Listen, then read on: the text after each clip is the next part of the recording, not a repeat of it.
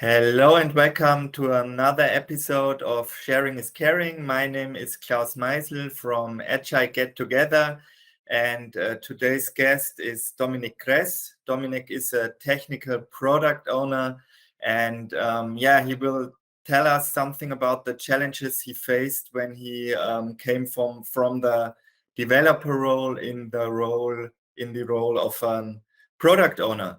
But first of all, Dominik, welcome. Great that you are here today. Yeah, thank you for having me. It's a pleasure and good to be here to share some of my insights. Yeah, maybe before we start, you can tell the audience something about yourself, what you did, what you're doing now, and so they can get to know you a little better. Sure. As you already said, I'm a technical product owner. The technical bit, especially because it's for a very technical product, I'm doing my product is fleet management with a Kubernetes fleet management, basically, with Cluster API on Azure. So I don't really have a nice shiny UI and stuff like that, but really the Kubernetes API as like the touch point for my customers. And the cluster API as another touch point. So quite a technical product, and it's pretty helpful that I had a technical, experience before becoming a product owner. Currently, I'm working for Giant Swan, pretty awesome company. Check them out. And before that, I was working for Schwarz IT, which is the big enterprise group behind Lidl and Kaufland, and in there I also worked within the cloud management as a product owner for a platform as a service. And before that, I was actually around as an engineer, as you already said, like from my uh, yeah journey from engineering to product ownership. I was working as a front end, back end, and a bit of DevOps, so the typical full stack engineer after I studied software engineering. And did a lot of work on the Kaufland online shop and then later on the Lidl online shop, and especially journey the cloud journey in the Lidl online shop while we migrated our cloud infrastructure. I was a dev lead back then, which was not a very well-defined role that we had there. It was more like you're now the technical expert for everything the team does. And that led me already to, write tickets for technical depth and technical topics that we had in general, do a lot of stakeholder management when it comes to expectations and all of that stuff. And that's basically how I, got the taste for product management while doing a bit of the very technical work in parallel.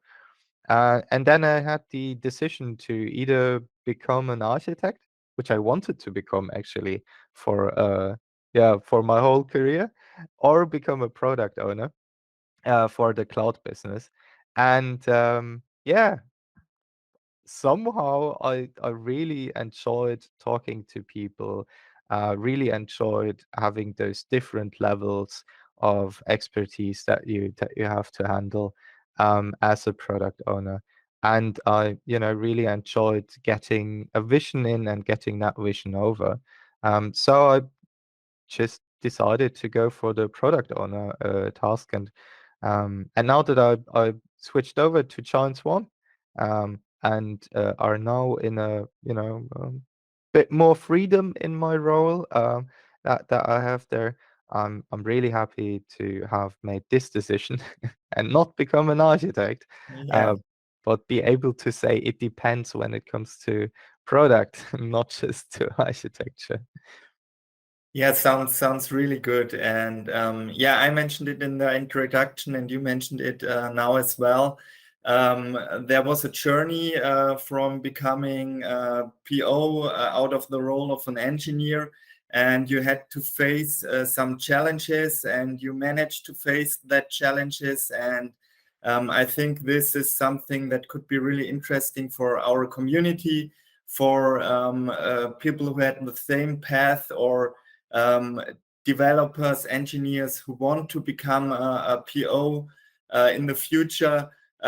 Yeah, so maybe you can tell us something about your experiences and the challenges you faced. Yeah, sure. So the easy bit for me at least was, as I already said, like in the role as technical, uh, engineering lead, whatever you want to name it, dev lead as we called it back then. I already had like a soft onboarding as a product owner, and already had to talk to various people with different levels of understanding of the product and stuff like that. So that helped me really to get into this um, whole stakeholder management, because I think it's a bit of a stereotype, but engineers still have a bit of the issue of being able to talk on various levels. And, as a product owner, you really are somewhat of a translator between, any management stakeholders, the business, as a lot of companies, a lot of engineers just take the ominous term for it, that don't have necessarily the technical skills, the technical understanding as the engineering teams, and really get your point over to them. Like, if you have a lot of technical depth in your product, and that's why you release features in a slower rate than you've done before or whatever, um, getting those points over, that is at times really challenging. And getting exposed to those different people from different parts of the companies, and then finding the right level on how, what interests them, what to talk to them. I think that was one of the bigger challenges in the beginning that I could tackle pretty early on. And I think one of the other biggest challenges is in the other direction, because at the engineering team, um, they might at some point have other perspectives onto the product than you would have as an engineer. And that already happened to me. Like I had now that I have like very technical, more operation based teams, and I'm coming more from a front end point of view, being front end engineer and then becoming full stack. Um, Now having some people that are potentially coming from an operations point of view and then going full stack, they have different opinions when it comes to UIs. A lot of different opinions sometimes.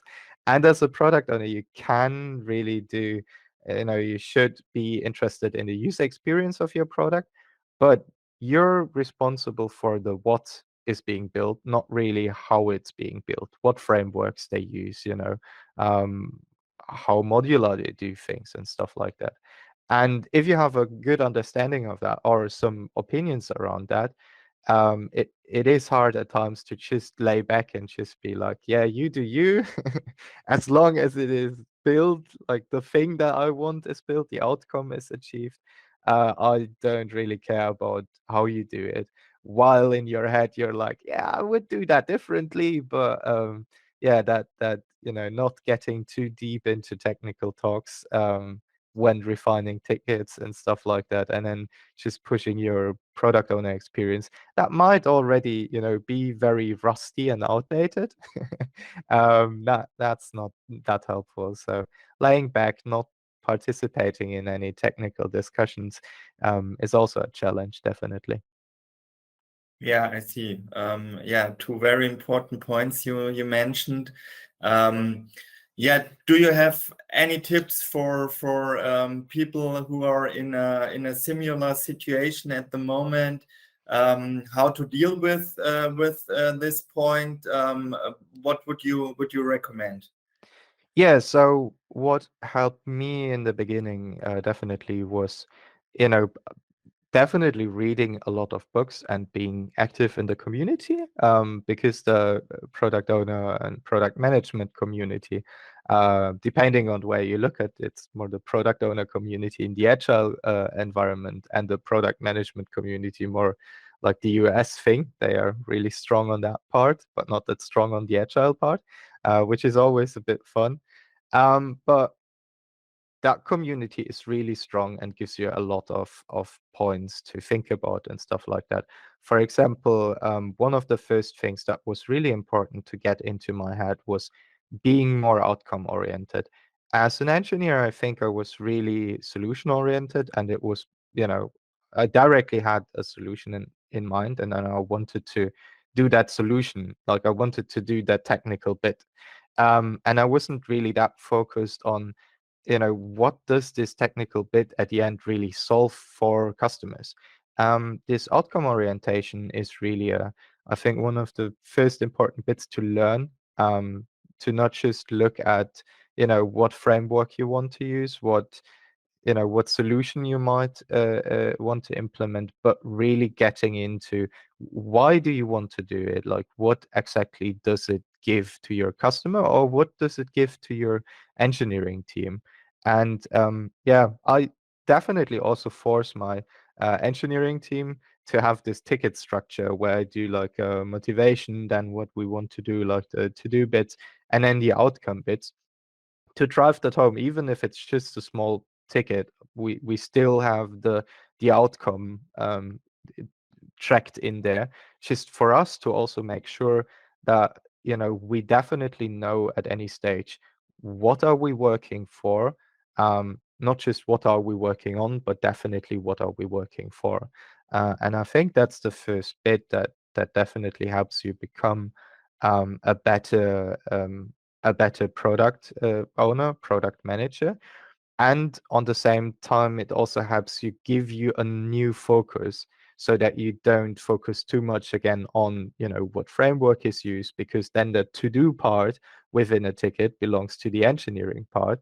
And you can definitely just focus on the outcome part of it, and make sure that this is refined, and that this makes a lot of sense. And that also gives you the ammunition really to talk to different people and different stakeholders. Because if you have an outcome in every ticket, um, you directly have something that you can talk about when talking to your business, to your sales, whatever, because they are really just interested in that bit.